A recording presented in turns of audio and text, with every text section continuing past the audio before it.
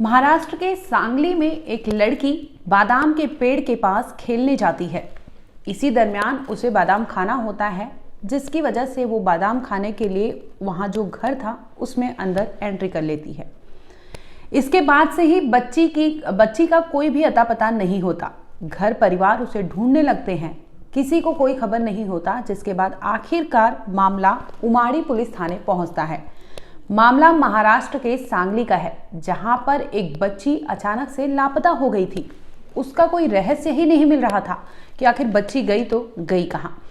इसके बाद पुलिस को सूचना दी जाती है। जब पुलिस पहुंचती है, तहकीकात करती है, तो पता चलता है कि बच्ची जिंदा नहीं है। बच्ची की लाश को एक बोरे में लपेटा गया था, उसके साथ दरिंदगी की गई थी। लाश को बोरे में भरकर एक बक्से में ठूसा गया था। इसके बाद जो कातिल था आराम से वहीं पर सो रहा था। नमस्कार, आप देख रहे हैं क्राइम तक। मैं हूं अश्विनी सिंह। आखिर महाराष्ट्र के सांगली में उस बच्ची के साथ क्या हुआ था और इस तरह से किसी बच्ची की डेड बॉडी को बोरे में लपेटकर खून से लथपथ, खून से सनी हुई उस लड़की की लाश को एक लोहे के बक्से में ठूस दिया जाता है। जब पुलिस तहकीकात करती है तो सामने ये आता है कि बच्ची जो है वो अपने दादा दादी के साथ वहाँ रहा करती थी। बच्ची के जो माता पिता है वो रत्नागिरी में मजदूरी किया करते थे। इसी दरमियान वो सांगली में अपने दादा दादी के साथ रहा करती थी। बच्ची की जो दादी है वो पुलिस के सामने बिलख रही थी, रो रही थी, चीख रही थी। वो कह रही थी कि वो अब उसकी माँ को क्या जवाब देगी, आखिर वो अपनी बच्ची को कहाँ ढूंढेगी और किस मुंह से वो अपने उसके माता पिता का सामना करेगी। इसके बाद पुलिस के सामने जो खुलासा होता है, आखिर वो लाश उस बक्से में कौन रखा था और उस बच्ची के साथ क्या हुआ था और किस तरह से उसकी जान ली गई थी, ये तमाम पुलिस को ये तमाम जानकारी चाहिए थे। जिसके बाद पुलिस तलाशी करने लगती है तो पता चलता है कि जो बच्ची है वो करजगी गांव की रहने वाली थी। हम आपको ज़्यादा डिटेल्स नहीं दे सकते क्योंकि बच्ची के साथ दरिंदगी हुई थी, दरिंदगी का मामला है। उसकी आइडेंटिटी या परिवार की आइडेंटिटी हम आपको नहीं बताएंगे, लेकिन पूरी वारदात की एक एक डिटेल्स आपको बताएंगे। बच्ची जो है वो 6 फरवरी को अपने घर यानी दादा दादी के साथ रहा करती थी। इसी दरमियान वो खेलते खेलते बादाम के पेड़ के पास जाती है और जो बादाम के पेड़ के पास ही एक घर होता है, उस घर में 45 साल के पांडुरंग कल्ली अपनी माँ के साथ रहा करते थे। अब बच्ची, क्योंकि वो पड़ोसी थे, उसे जानती थी, बच्ची को अपने घर में पांडुरंग बुला लेते हैं। बच्ची भी उन्हें अंकल कहते कहते अंदर जाती है, उनसे बात करने लगती है। इसी दरमियान पांडुरंग जो है बच्ची को खाना पीना खिलाते हैं और वहीं पे उसको बहला फुसला कर रखते हैं। बच्ची नादान थी, मासूम को क्या पता था कि उसके साथ आगे क्या होने वाला है, लेकिन पांडुरंग की नीयत जो थी यहाँ पर खराब हो चुकी थी। अब पांडुरंग के दिमाग में कुछ और चल रहा था, क्योंकि बच्ची को उसने देख लिया था। उसके मन में, दिमाग में कुछ गंदी चीजें चल रही थी, जिसकी वजह से वो अब उस बच्ची को, उस लड़की को टारगेट किया था। मौका देखता है, उसकी माँ घर में बिजी होती है। इसी दरमियान वो बच्ची को एक शेडेड प्लेस जो होता है, जहाँ पर कोई नहीं आता, सुनसान जगह था, वहाँ ले जाता है। उसका मुंह बंद करता है। इसके बाद बच्ची के साथ वो गंदा काम करता है, दरिंदगी करता है। बच्ची चीखती चिल्लाती है, लेकिन उसे कोई फर्क नहीं पड़ता और उस नादान सी 4 साल की बच्ची के साथ वो वहाँ पर दरिंदगी करता है, उसके साथ रेप करता है। इसके बाद उसे लगता है कि ये अगर लड़की को छोड़ा जिंदा तो हो सकता है वो किसी को बता दे। अब पांडुरंग बाकायदा प्लान करता है। प्लान के तहत जो 4 साल की बच्ची होती है, उसकी पड़ोसन होती है, उसे वो वहाँ से जहाँ रेप करता है, उसके बाद वो उसे मर्डर कर देता है, वहीं पे उसका कत्ल कर देता है। जब उसे पता चलता है कि उसकी सांसें हमेशा के लिए रुक गई है, तो अब वो बाकायदा एक बोरा लाता है।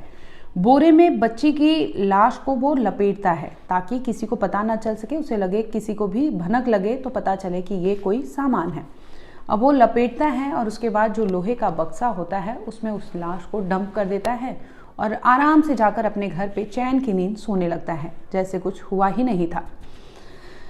अब मोहल्ले में, गांव में जो लोग हैं उन्हें पता चलता है कि उनकी बच्ची जो है घर पर नहीं आई है। इस दरमियान परिवार, दादी दादा सब उसे तलाशने लगते हैं तो पता चलता है कि आखिरी बार बच्ची को 6 फरवरी को देखा गया था और जो पांडुरंग है उनके घर के सामने बादाम के पेड़ के पास देखा गया था। अब दादी पहुंचती है पांडुरंग के पास, पांडुरंग की माँ के पास, उनसे पूछती है कि उनकी बच्ची आखिरी बार यहाँ देखी गई थी तो क्या आपको पता है कहाँ गई है। इस पर वो परिवार चुप्पी साध लेता है, कुछ भी बताता नहीं है।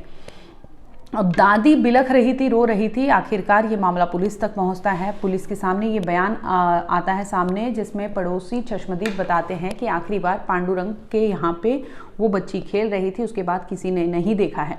अब पुलिस पहुंचती है पांडुरंग के पास, उसके घर पहुंचती है। पांडुरंग तो कुछ भी कहने से कतराता है, वो कहता है कि कुछ भी नहीं है। यहाँ तक कि जिस वक्त दादी उस अपनी नातिन को ढूंढ रही थी, वो अपनी पोती को ढूंढ रही थी, उस वक्त दादी का साथ देता है और वो भी गांव में ढूंढने लगता है कि आखिर ये बच्ची कहाँ गई, जैसे उसे कुछ पता ही नहीं और वहाँ कुछ हुआ ही नहीं था।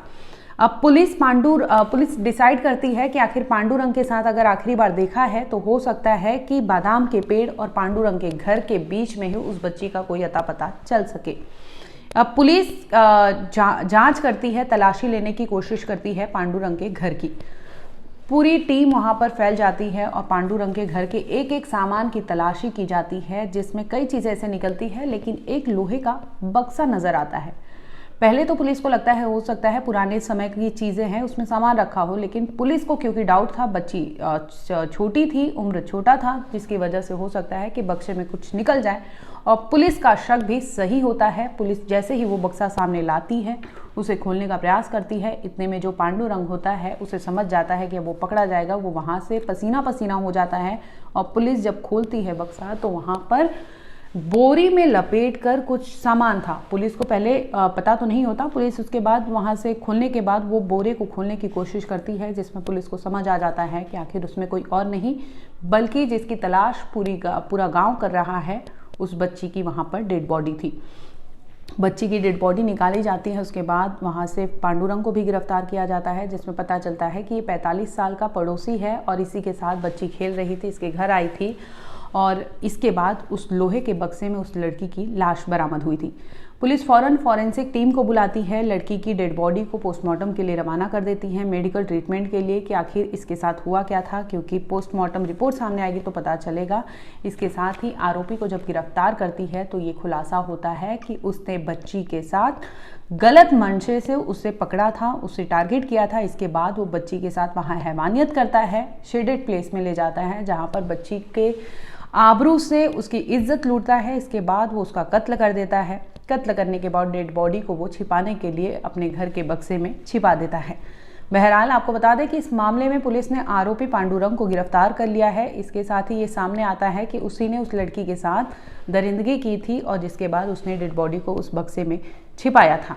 ये पहला मामला नहीं है। आपको बता दें कि इसके पहले ही हमने एक खबर दिखाई थी जो बांद्रा से सामने आई थी। बांद्रा टर्मिनस यानी एक बिजी स्टेशन है मुंबई का, जहां पर रात के तकरीबन 1:40 पर प्लेटफॉर्म से ही एक महिला को खींचा जाता है और खींचने वाला कोई और नहीं बल्कि वहां प्लेटफॉर्म पर काम करने वाला कूली होता है, जो वहां पर खड़ी एक ट्रेन में ले जाता है महिला को और उसके बाद वहां पर ट्रेन में ही वो दरिंदगी करता है। क्योंकि प्लेटफॉर्म पर वो ट्रेन खड़ी थी, उसी का फ़ायदा उठाता है। ट्रेन खाली थी और गार्ड रूम में ले जाता है, वहाँ पर महिला के साथ दरिंदगी करके खुद वो फरार हो जाता है।